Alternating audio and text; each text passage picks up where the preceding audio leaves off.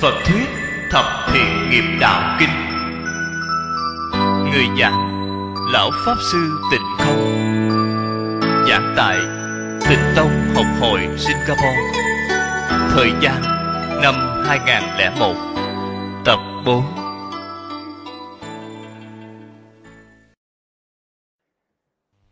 Các vị đồng tu, xin chào mọi người.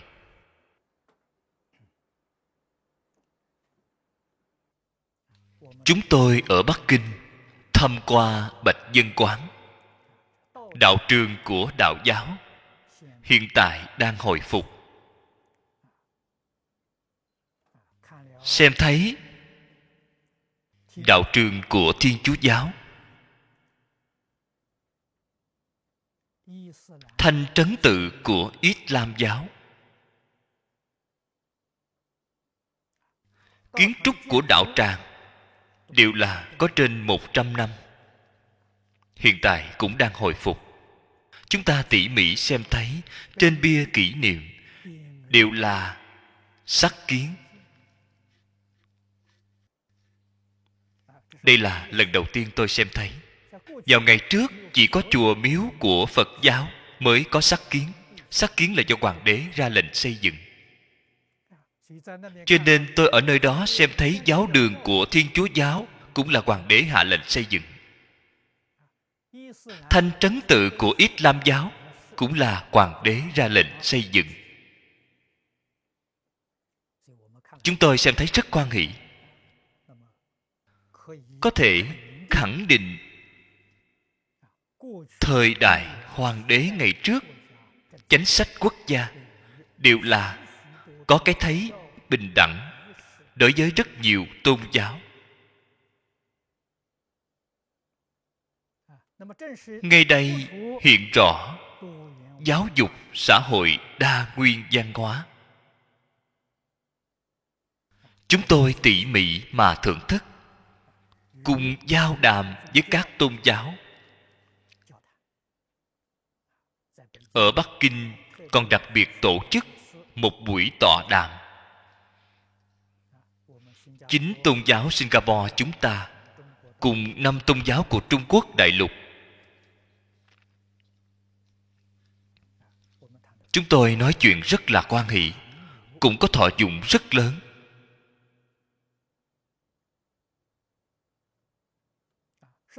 Ngày 14 chúng tôi rời khỏi Bắc Kinh.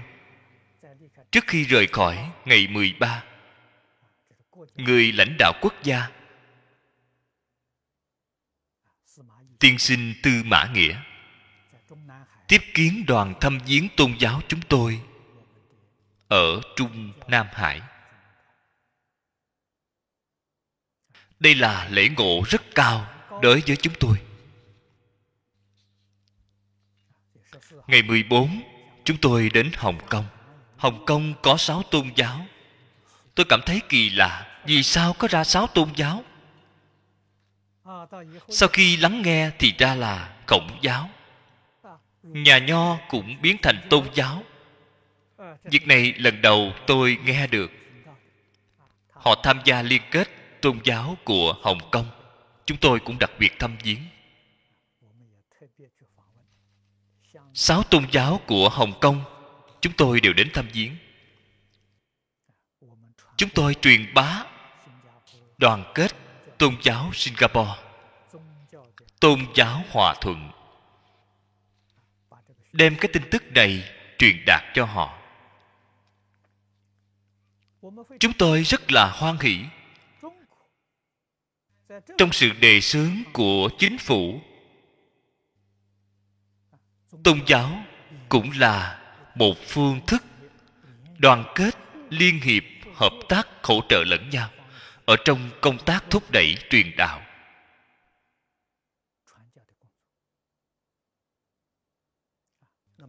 Ở trong các khu vực xã hội khác rất ít xem thấy.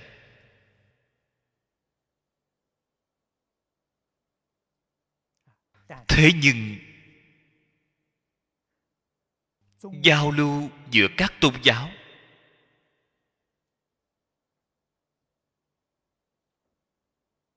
không mật thiết như Singapore. người lãnh đạo đại diện cho chính tôn giáo Singapore, chúng ta thường qua lại. Gần như mỗi một tuần lễ đều có một lần.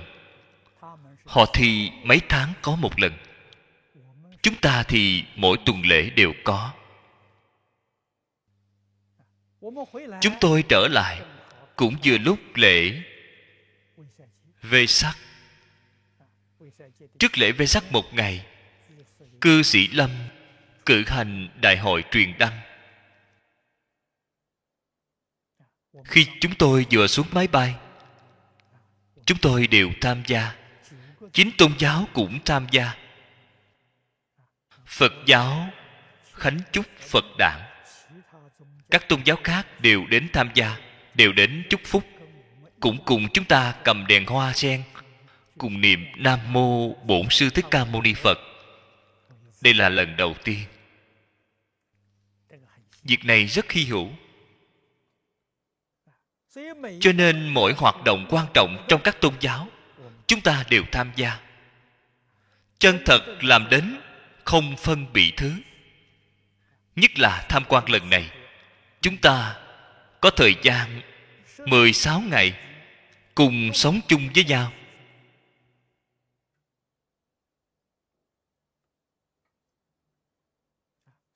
Cho nên thời gian chúng ta nói chuyện giao lưu với nhau rất là nhiều.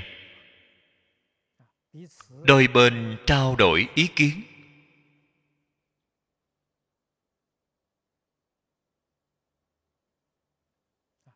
Cũng là nói mỗi ngày cùng sống chung với nhau, cùng nhau lên lớp học.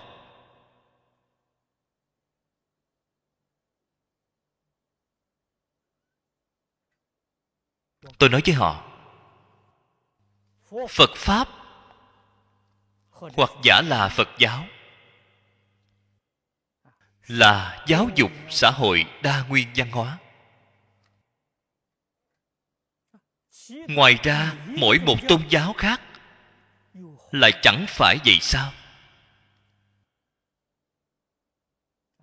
Tùy theo phát triển của khoa học, địa cầu thu nhỏ lại.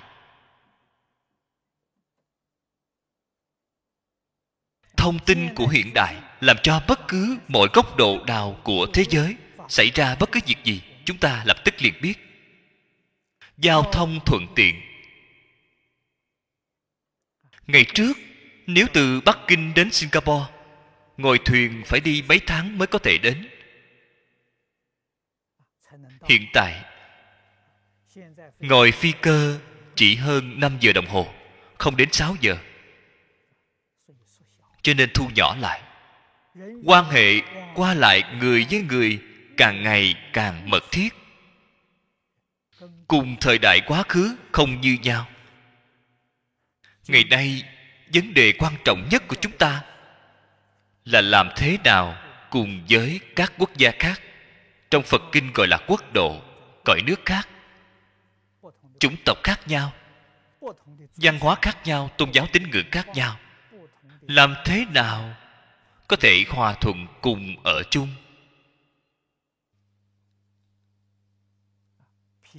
Đối đãi bình đẳng, hợp tác lẫn nhau.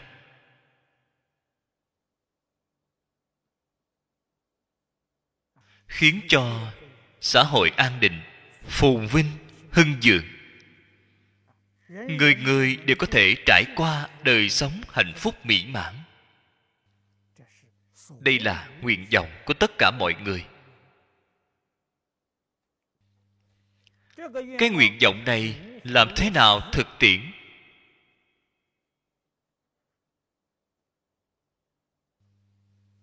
Chúng ta cần phải biết rõ. Chánh trị không làm được. Ngày nay quyết định không thể nào có một quốc gia dùng vũ lực để thống trị toàn thế giới. Không thể làm được. Chánh trị không thể làm được. Vũ lực cũng không làm được. Kinh tế, khoa học, kỹ thuật cũng vô năng, vô lực. Chỉ có giáo dục tôn giáo có thể làm được. Cho nên tôi khuyên bảo người lãnh đạo của tất cả các tôn giáo truyền giáo sĩ. Chúng ta phải xây dựng cùng hiểu, phải có một mục tiêu, phương hướng truyền đạo, tuyên giáo giống nhau. Đó chính là mong cầu toàn thế giới xã hội an định, thế giới hòa bình, nhân dân hạnh phúc. Chúng ta dùng 12 chữ này làm thành mục tiêu, phương hướng truyền giáo, truyền đạo của chúng ta.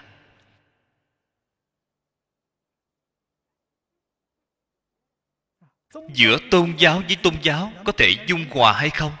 Tuyệt đối có thể dung hợp. Tôi giảng giải với họ là một thí dụ. 5 tôn giáo phương Đông như 5 ngón tay trên một bàn tay phải.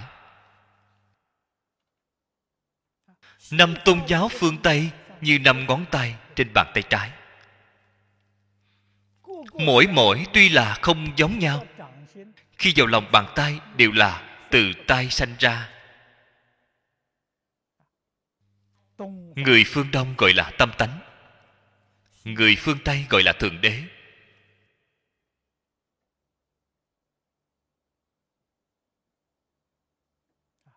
Kitô giáo, Thiên Chúa giáo, Do Thái giáo,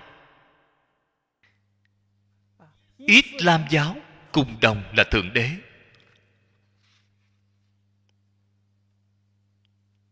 Đông Tây phương hai bên khác nhau.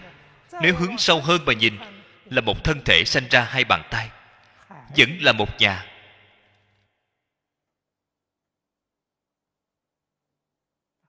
Cho nên chúng ta phải từ nơi sâu này mà hạ công phu. Ngày nay chúng ta không thể hợp lại với nhau là vì chúng ta chưa thể nhập được sâu, độ sâu chưa đủ. Chân thật vào được đủ sâu, biết được hư không pháp giới là một nhà.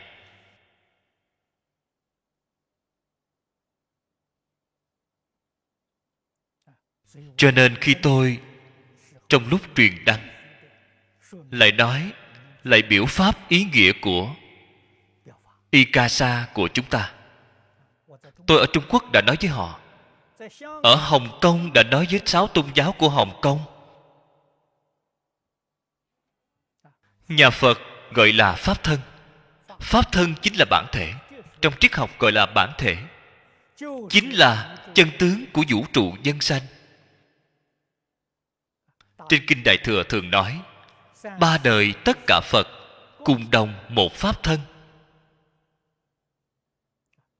Pháp thân là gốc, là rễ, là năng sanh. Tất cả dạng pháp sinh ra giữa vũ trụ này, sinh ra có khác biệt nhiều hơn, đó là từ một gốc. Làm gì có lý nào mà không dung hợp? Cho nên Đại Đức xưa Trung Quốc thường nói, duyên nhân thuyết pháp, vô pháp bất duyên. Cái pháp đó tuyệt nhiên không giới hạn ở Phật pháp. Ngày nay chúng ta có thể thể hội được, bao gồm các học thuyết khác, bao gồm các tôn giáo khác. Người chân thật đến triệt để khai ngộ thấy được cội gốc. Tông môn thường nói triệt pháp đệ nguyên. Họ đến giảng thì không có pháp nào không viên dung, mỗi pháp đều viên. Chúng ta không thể viên là vì chưa thấy được gốc, chưa thấy được gốc rễ.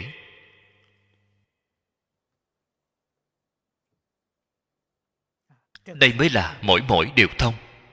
Khi thấy được gốc rễ rồi, liền biết được không có pháp nào không viên dung.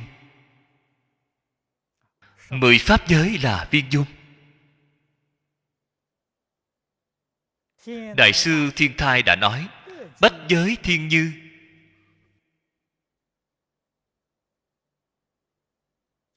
Hiển thị ra pháp pháp viên dung. Cho nên chúng ta tu học, không luận từ một pháp môn nào, bao gồm các tôn giáo khác, vấn đề là phải thâm nhập. Bạn nhập được càng sâu, bạn đối với viên dung các pháp, bạn càng có thể khẳng định, bạn mới có thể hoan hỷ tiếp nhận, mới có thể giải quyết vấn đề của xã hội thế kỷ 21.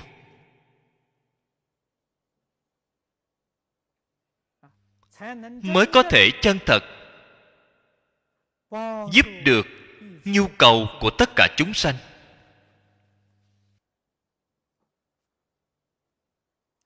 Chúng ta tu học liền có ý nghĩa, có giá trị.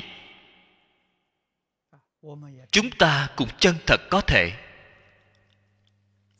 Ở trong Phật Pháp nói, độ chính mình, độ chúng sanh, giúp đỡ chính mình, thành tựu chính mình, giúp đỡ chúng sanh, thành tựu chúng sanh.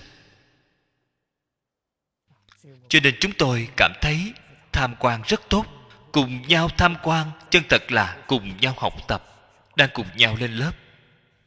Bình thường chúng ta rất hiếm được có thời gian dài đến như vậy, có thể hội họp các tôn giáo lại với nhau. Tham quan là một phương thức tốt nhất. Việc này rất đáng được đề xướng. Tham quan chính là lên lớp học, chính là học tập. Cho nên mỗi người chúng ta đều rất hoan hỷ. Đích thực là có tiến bộ rất lớn. Phật thuyết Thập Thiện Nghiệp Đạo Kinh. Trước tiên chúng ta đem đề kinh giản lược giới thiệu qua. Đề của bổn kinh tổng cộng có 7 chữ. Phật thuyết Thập Thiện Nghiệp Đạo Kinh gọi là biệt đề. Kinh văn phía sau gọi là thông đề. Đồng tu chúng ta đều quen thuộc. Gọi là biệt đề là vì tên kinh khác với các kinh khác có khác biệt, chuyên chỉ một bộ kinh này. Chữ kinh sao là thông đề, thông chỉ tất cả kinh. Phàm hễ là Phật nói ra đều gọi là kinh. Trong 6 chữ ở biệt đề, ở ngay trong thất lập chọn đề, thì đây là nhân pháp. Trong đề mục có người có pháp, là nhân pháp lập đề. Phật là người. Thuyết thập thiện nghiệp đạo là pháp. Chúng ta phải đặc biệt lưu ý chữ Phật nói ngay chỗ này với 3 kinh của Tịnh Tông. Phật thuyết Đại Thừa, Vô Lượng Thọ, Trang Nghiêm Thanh Tịnh Bình Đẳng Giác Kinh. Đây là Phật nói. Phật thuyết Quán Vô Lượng Thọ Phật Kinh, Đại sư La Thập Tiểu Bổn Phật thuyết A Di Đà Kinh. Trên đề kinh 3 kinh của Tịnh Tông đều gắn lên 2 chữ Phật thuyết. Bộ kinh này Phật thuyết cùng với Phật thuyết của Tịnh Độ 3 kinh ý nghĩa là như nhau. Đó chính là không chỉ Thích Ca Mâu Ni Phật nói. Cái điểm này phải đặc biệt lưu ý đến. 10 phương 3 đời tất cả chư Phật đều nói.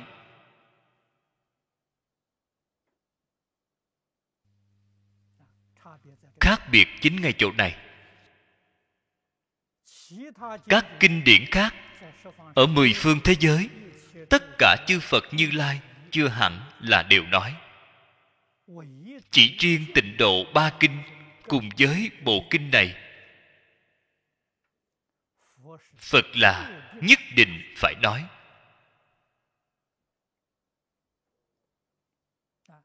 Do đây có thể biết tính quan trọng của bộ kinh này. Trước tiên nói rõ với các vị chữ Phật này. Ở vào xã hội hiện đại, có rất nhiều người hiểu sai đi cái chữ này. Nói Phật giáo là mê tín. Đó là không hiểu rõ đối với chữ này. Nguồn gốc của chữ này là từ trong văn phạn của Ấn Độ. Dịch âm là Phật Đà Gia. Người Trung Quốc ưa thích đơn giản, nên bỏ đi cái âm đuôi, chỉ riêng gọi là Phật.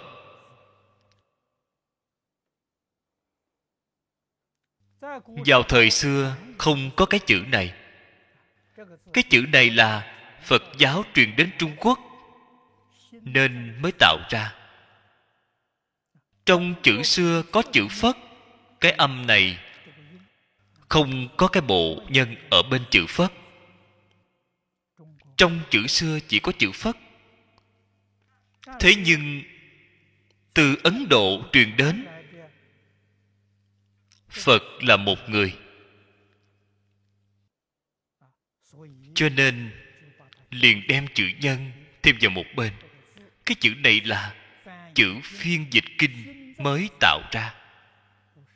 Vào thời xưa có, lấy chữ Phất, cái âm này. Con người này là người như thế nào vậy? Hiện tại mọi người đều biết được Thích Ca Mâu Ni. Thích Ca Mâu Ni, mọi người chúng ta đều gọi Ngài là Phật. Người Ấn Độ gọi Ngài là Phật Đà. Chúng ta giản lược gọi là Phật. Ý nghĩa của chữ Phật này rất gần giống với chữ Thánh, mà người Trung Quốc thường gọi. Người Trung Quốc gọi là Thánh Nhân. Người Trung Quốc gọi là thần. Ý nghĩa cũng gần giống. Thần Thánh Phật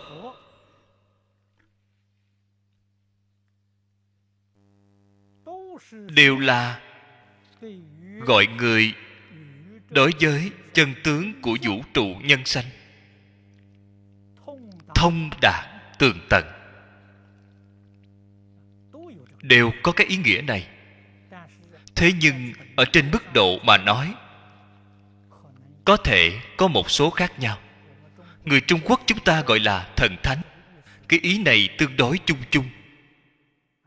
Còn chữ Phật Đà của Ấn Độ, cái ý nghĩa này thì rất rõ ràng, ý nghĩa rất cụ thể. Đối với chân tướng của vũ trụ nhân sanh, sự lý, tánh tướng, nhân quả, triệt để, tường tận, thông đạt, mà không có chút hiểu lầm nào. Người như vậy mới được gọi là Phật. Ai làm đến được loại công phu này thì họ được gọi là Phật. Cho nên Phật Đà ở ngay trong giáo học của Phật đích thực là danh xưng của học vị. Họ không phải là thần, họ cũng không phải là tiên, họ là người. Cho nên cái chữ này bên cạnh thêm vào một chữ nhân. Chúng ta phải nhận biết rõ ràng. Người Trung Quốc gọi là thánh cũng có cái ý nghĩa này, nhưng tuyệt nhiên không nói đem tánh tướng sự lý của vũ trụ nhân sanh, nhân quả triệt để thông đạt tường tận. Không có cách nói này, chỉ nói thông đạt tường tận. Thông đạt đến trình độ nào vậy? Tầng thứ không như nhau. Ở trong Phật Pháp, chúng ta xem thấy trên Kinh Đại Thừa, nhất là Kinh Hoa Nghiêm. Trên Kinh Hoa Nghiêm, 41 vị Pháp thân đại sĩ, 41 tầng thứ này đều gọi là Phật.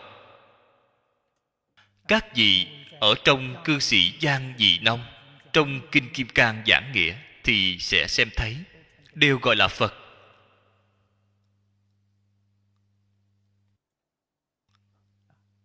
Họ đối với chân tướng của vũ trụ nhân sanh, tánh tướng, sự lý, nhân quả, họ đều thông đạt. Thế nhưng tầng thứ thông đạt không như nhau, cho nên có 51 giai đoạn. Chỗ này gọi là Phật, là một giai đoạn cao nhất. Thông thường chúng ta gọi là cứu cánh viên mãn, không gì có thể cao hơn. Họ đã đến đỉnh điểm.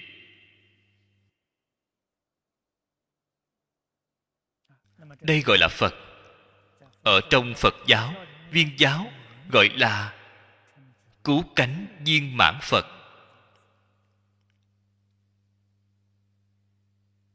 Con người này chính là Thích Ca Mâu Ni. Thích Ca Mâu Ni nói bộ kinh này, cái chữ thuyết này, người xưa giảng giải cho chúng ta là sanh tâm hoan hỷ. Vì chúng sanh nói Pháp, tâm hoan hỷ từ nơi đâu mà ra? Xem thấy tất cả chúng sanh duyên đã chín mùi rồi, có thể tiếp nhận pháp môn này, có thể tiếp nhận lời giáo huấn này. Dùng lời hiện tại mà nói, có thể tiếp nhận khóa trình này. Phật liền rất hoan hỷ đến để giảng dạy cho mọi người, giáo huấn mọi người, khuyến hóa mọi người. Ở trong đó sanh vô lượng hoan hỷ. Xem thấy chúng sanh có thể chuyển ác thành thiện, chuyển mê thành ngộ, chuyển phàm thành thánh. Phật xem thấy hoan hỷ, giúp đỡ tất cả chúng sanh ngay đời thành tựu.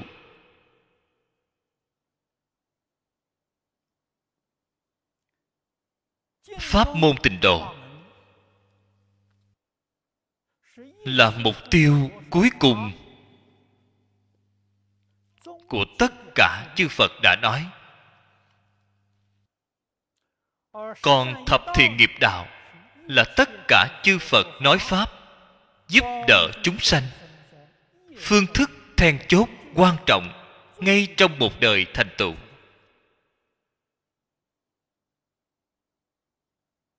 Việc này chúng ta không thể không biết. Nói cái gì? Nói 10 thiện nghiệp.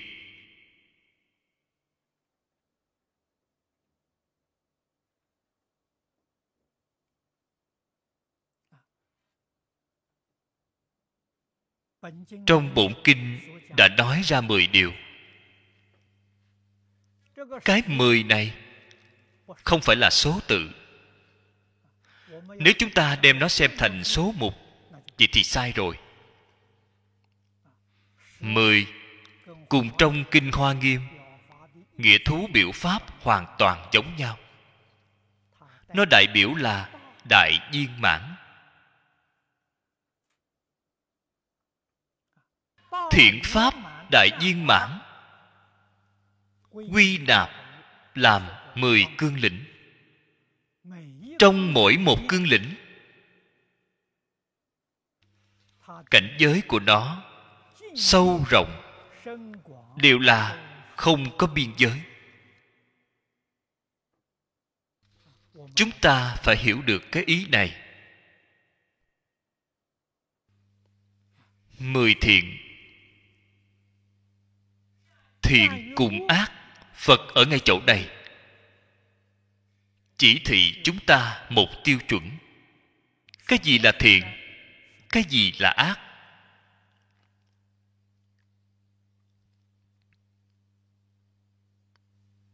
Chúng ta đọc bộ kinh này phải tỉ mỉ mà thể hội. Nếu như không có nền tảng của 10 nghiệp thiện, niệm Phật là không thể giảng sanh. Vì sao thấy được? Phật ở trên Quán Vô Lượng Thọ Phật Kinh nói với chúng ta,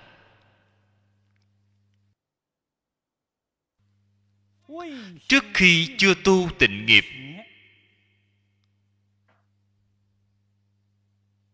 phải trước tu tam phước. Tam phước là nền tảng của Phật Pháp Đại Thừa. Như chúng ta xây nhà vậy, xây tòa lầu, đây là xây nền móng. Thập thiện nghiệp đạo là nền móng. Nếu như không có cái nền móng này, không luận tu bất cứ pháp môn nào đều không thể thành tựu. Cho nên đó là nền tảng chung. Phật ở nơi tịnh nghiệp tam phước, lời kết sau cùng nói rất hay. 3 điều này là 3 đời chư Phật tịnh nghiệp chánh nhân. 2 câu nói này chúng ta phải cố gắng ghi nhớ. 3 đời là quá khứ, hiện tại, vị lai. Tất cả chư Phật đương nhiên tu hành thành Phật không phải một pháp môn, vô lượng pháp môn. Thế nhưng cho dù là một pháp môn nào đều phải lấy tam phước để làm nền tảng.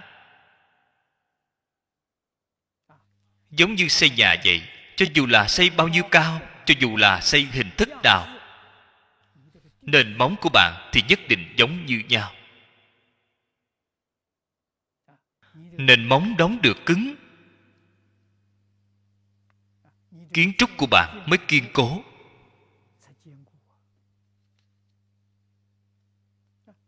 Điều thứ nhất trong tịnh nghiệp tam phước, hiếu dưỡng phụ mẫu, phụng sự sư trưởng, từ tâm bất sát, tu thập thiện nghiệp.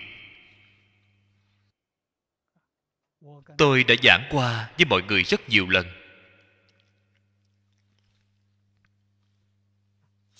3 câu phía trước là nguyện, câu sau cùng là hành. Nếu như không có hành, 3 nguyện phía trước là trống không. Bạn dùng cái gì để hiếu dưỡng cha mẹ? Dùng cái gì phụng sự sư trưởng? Dùng cái gì để làm từ tâm bất sát? Chính là 10 nghiệp thiện.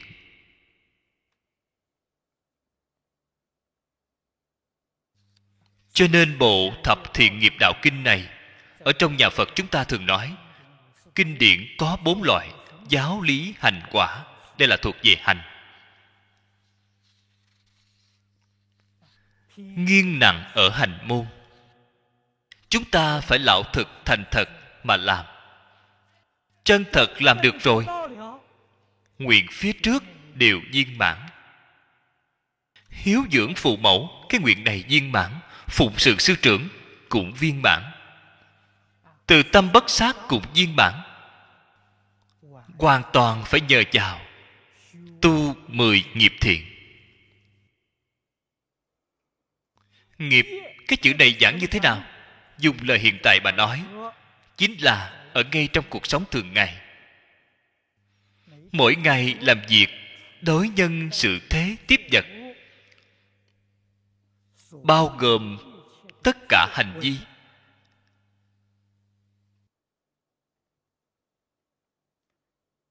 Ngay khi đang làm thì chúng ta gọi là sự. Hiện tại bạn đang làm bất cứ việc gì,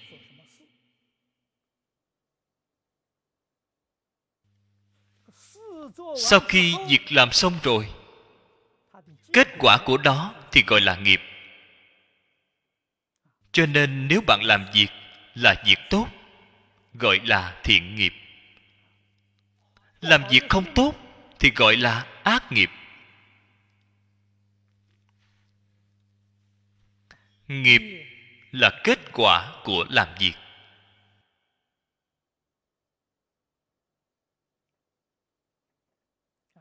Chúng ta đi học ở trường học, bài khóa gọi là tác nghiệp.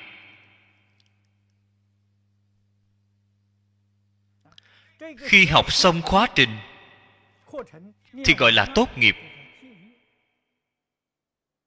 Trường học chúng ta sẽ cho chúng ta quy định tất cả khóa trình đều phải học hoàn tất, gọi là tốt nghiệp.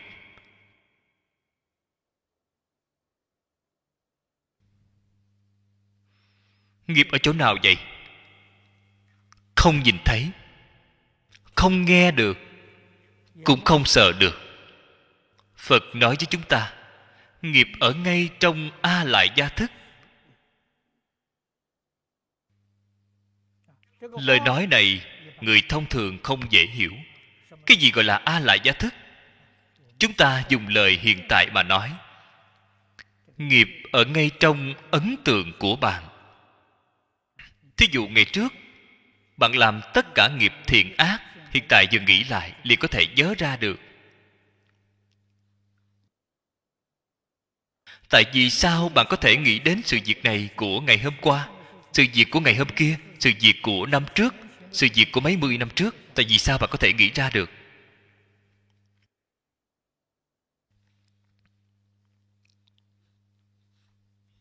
Chắc chắn có một nơi giúp bạn lưu giữ những án kiện đó. Nơi lưu giữ những án kiện này trong nhà Phật gọi là A Lại Gia thức. A Lại Gia là tiếng Ấn Độ, dịch thành ý trung văn gọi là tàng thức, kho tàng, kho tư liệu. Từng ly từng chút gì của bạn, khởi tâm động niệm, lời nói việc làm đều là cất chứa trong kho tư liệu này, không hề sót lọt.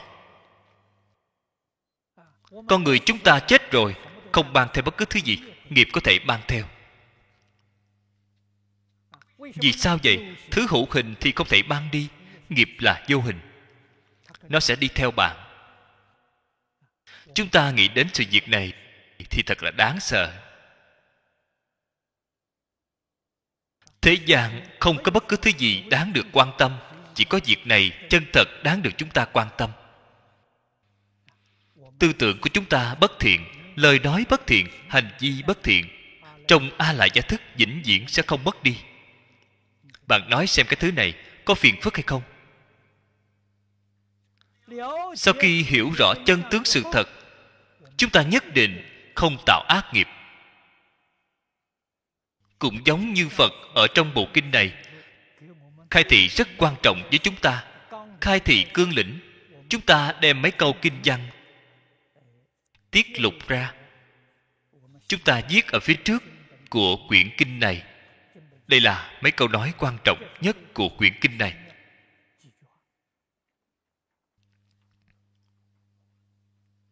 Chúng ta đoạn ác phải đem ác đoạn được sạch sẽ. Chúng ta tu thiện phải đem việc thiện làm được viên mãn. Sự việc của chính mình không liên quan với người khác.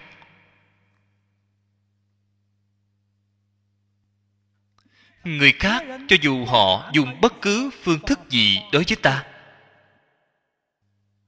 họ đối với ta tốt, ta cảm kích họ. Họ không tốt đối với ta, quyết định không nên để ở trong lòng. Để ở trong lòng thì thế nào? Thì bạn chính mình không qua được với chính mình.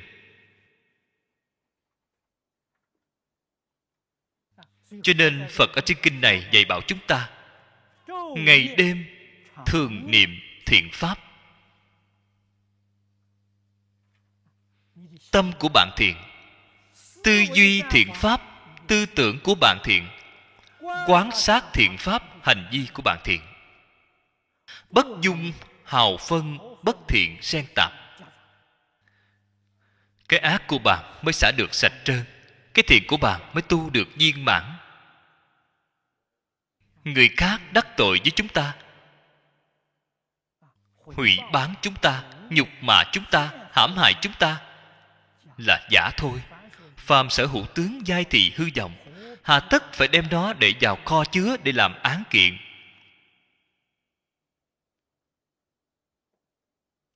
Chúng ta phải học Phật và Pháp thân đại sĩ. Kho tư liệu vừa mở ra toàn là thiện, không có bất cứ thứ bất thiện nào xen lẫn trong đó. Con người này thành Phật rồi.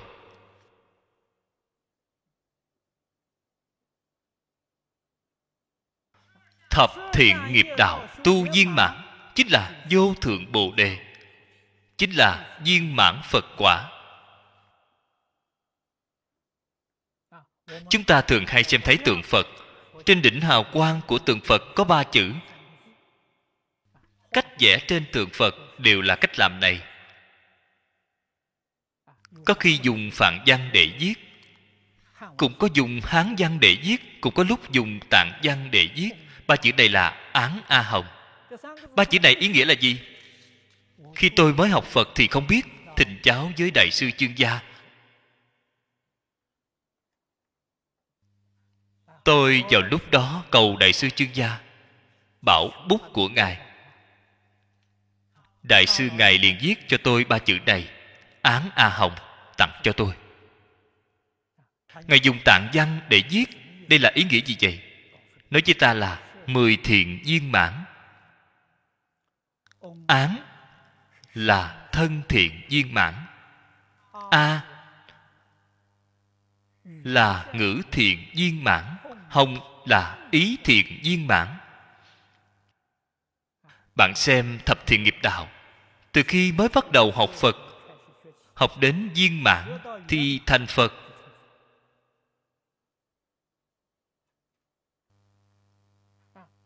So với 5 giới còn sâu hơn, còn rộng hơn. Bởi vì người khi chưa vào cửa Phật, khi vẫn chưa thọ giới, trước tiên tu 10 thiện.